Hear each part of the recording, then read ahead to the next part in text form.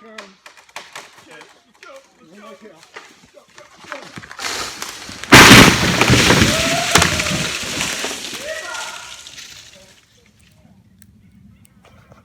we got a seriously sketchy job today. We got a whole bunch of dead trees. We got a dead tan oak here. We just got through taking down that dead madrone, which was rock hard. We've got a single tree, and then this is a single tree. It joins down there. That one, unfortunately, these things are on a hillside, which makes working really sketchy. So that one, this one right here, I think I'd try to drop it just a little bit to the left of that madrone up there and drop it into that tan oak over there, but I don't want it to hit that madrone way down there, so that's going to be a tough drop. Now this one in front here, that one's kind of hung up in the fir tree, so if I cut that one, it's going to land in the madrone, land in all this other stuff. So that's a tree I don't really want to drop. You know, you got to look at every situation and figure out the safest way of doing it. And if I'm working down there on this hillside and it starts to go, where do I go? Where do I run? I don't want to run downhill. You know, maybe I could have a rope tied around me and have a strong guy up here pull me up really fast. That's sketchy. But actually, for this one right here, I'm almost thinking that climbing this giant over here with a 200-foot rope and going clear up to the top, tying in there, come all the way down between those branches, work your way out all on that branch, and then situate yourself on the top of this tree. And while you're tied in up on the top, you work your way all the way down in chunk until it's down far enough where you can fell it easily. Every situation is different. Now we got a fallen tan oak down there that's probably pretty rotten. Definite widow maker. That one's got to come down. How rotten is it? Is it powderized wood ready to fall apart? These things do rot really fast. If you look at the underside of this branch, or this trunk, it's pretty bad. So it's on a hillside down there. See, there's other dead tan oaks. Ah, crap. This is nothing to climb on this one. It's hung up in that madrone up there. Oh, God. That one's a sketchy one. I think I'll pass on that one. We got one up over there. Oh, here's an idea. How about if I go over to that one and maybe I can put a rope part way up, put a notch on it, and fell that one into this one. Maybe it'll hit it hard enough to break it and cause this one to come down. That would be fun. Everywhere you look out here, there's dead trees. There's a dead tan oak, but it's not on a pathway, so that one's not too bad. There's one back there that just died, and I guess I could probably go up and put a rope on that one and pull it up this way and then run like hell. These things are tall. I mean, look at how far down it is. All the way down there. So you'd be working on a hillside, put your wedge in it, come your back cut, and then you're going to scamper off that way really fast. There's another dead one hanging in a tree over there. The forest is sick. The forest is really, really sick. Everything seems to be dying. There's another dead tan oak. There's another dead madrone over there. Lots and lots of small dead tan oaks. This guy's dying. Look at the top. A nice trunk, too. Oh, crap. That one is still alive enough where I could spur up that one and still feel safe. But the problem with these things is when they die, the powder post beetles move in and the hypoxylon moves in. If you look closely on the trunk there, let's see if I can zoom in on this. You see those little black, they look like half a golf ball. That's a fungus that once that gets in the system of the tree, the mycelium goes through the wood and creates a real weak situation. And as you can tell by all the fallen tan oaks on the ground here, it doesn't take long for them to crumble and go down on their own.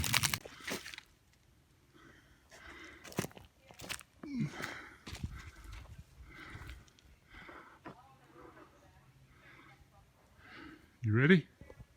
It's gonna take two of us. I'm gonna set the camera up over here. Skate out, man. Are you guys just sketched out here? No. Okay, 1, 2, 3.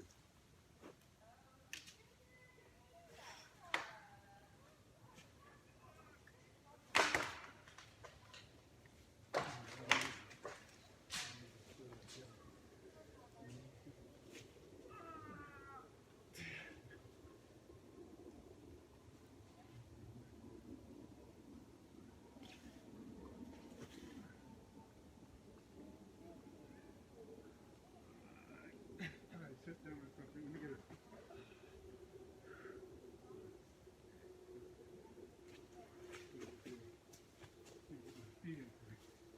What do you got back there?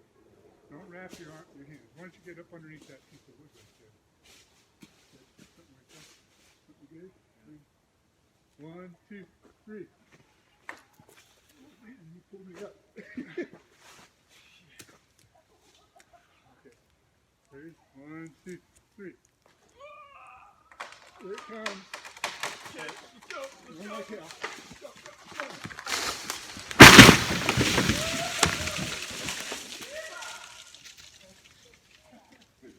Oh, man. Oh, that was about a fool.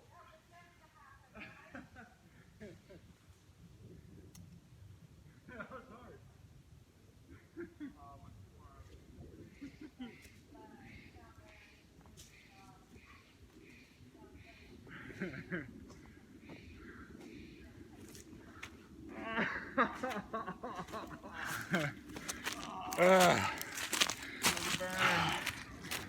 I knew I'd be running, so I didn't want my hard hat on.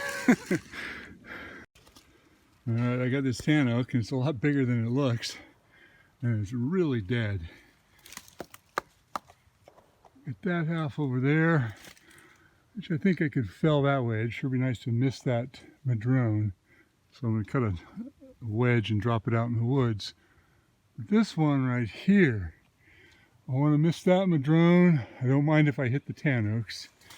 So I'm going to aim it right there so it kind of goes down right there. And I'd like to miss that madrone on the right and kind of swoop all the way down. I don't care if it tears the branches off the tan oak. But when you're dealing with dead wood, the hinges, they're real dry and they crack. You know, they don't bend over like a wet wood hinge would. So unfortunately, I don't have any place to go. You know, so as soon as I cut this, all I can do is kind of step back here. I can clear a little bit of a path up the hill a hair, which I'll probably do. But I pretty much have to cut it and let her rip.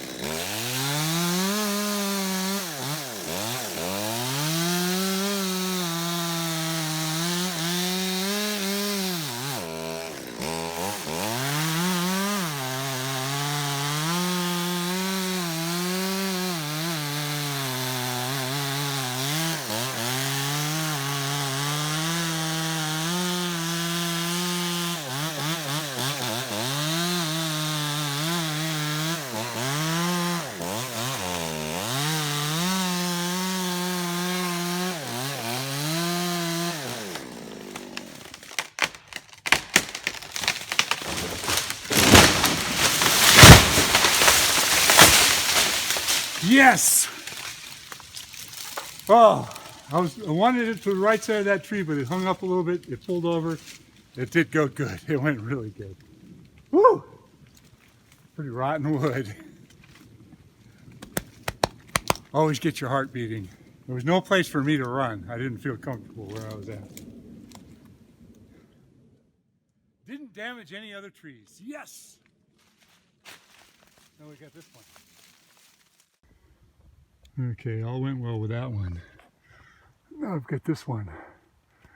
And what's interesting is when you look at a tree to fell it, you stand at the base of the tree and you look at it from all angles, because at the base of the tree here, it looks like it's leaning a little bit this way. And for me to get it to go that way is going to be a stretch. So if I look at it from this perspective and come over here, you can see it leans a lot more that way than it looks like over here. And so to get it to fall that way, I'd have to do a pretty damn good sized wedge over here. But even so, because it's dead wood, if I come in with my back cut, it's not going to have the flexibility of the wood to hinge over. So I could come in and I could put a wedge in here and beat on it. But then what happens is instead of it bending the fibers, they just go crack and then it goes wherever it wants. So